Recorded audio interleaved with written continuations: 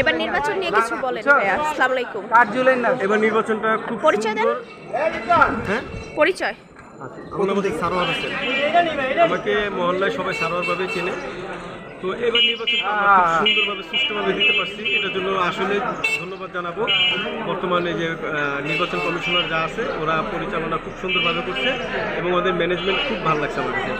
17 বছর তো আমরা ভোট দিয়েছি, কেন্দ্রে আসটায় বলতো যে ভোট হয়ে গেছে চলে যান, খুব কষ্ট পেতাম। তো এবার 17 বছর পর আমরা আনন্দের সাথে সবাই এসে যে ভোট দিচ্ছি, এটা নিয়ে খুব হ্যাপি লাগতেছে আমাদের।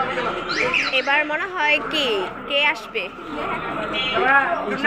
আমাদের মনে প্রাণে তো আছে ধানের শীষ, কারণ তারা 17 বছর নির্যাতিত, তাদের কর্মীগুলো 17 বছর যাবৎ পর্যন্ত খুব কষ্ট করে চলছে। কেউ ঘর থেকে বাইরে চলে গেছে, কেউ জেল খাটছে, কেউ আবার অন্যায়ভাবে তাকে গ্রেপ্তার করা হয়েছে।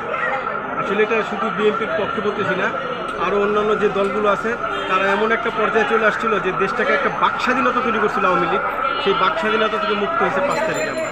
তো এটার জন্য আমি ছাত্রদেরকে ধন্যবাদ জানাবো, ছাত্রদের অনেক বড় অবদান ছিল এখানে। তো ওদের জন্য আজকে আমরা স্বাধীন এবং স্বাধীনভাবে ভোট দিতে পারছি। আজকে 17 বছর পর মানুষ মনের আনন্দে কেন্দ্রে এসে ভোট দিয়ে গেছে।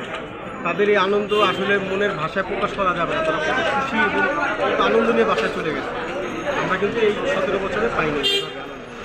তো এটার জন্য আমি আশা করি নির্বাচন যেহেতু সুষ্ঠু হয়েছে, সুষ্ঠু একটা সরকারি আসবে এবং যে সরকারি আসবে তাদেরকে একটা মেসেজ দিব, আপনারা দুর্নীতিমুক্ত চাঁদাবাজ মুক্ত একটা দেশ বলবেন। আপনাদের কাছে আমরা এটাই আশা করি। আচ্ছা, আসসালামু আলাইকুম।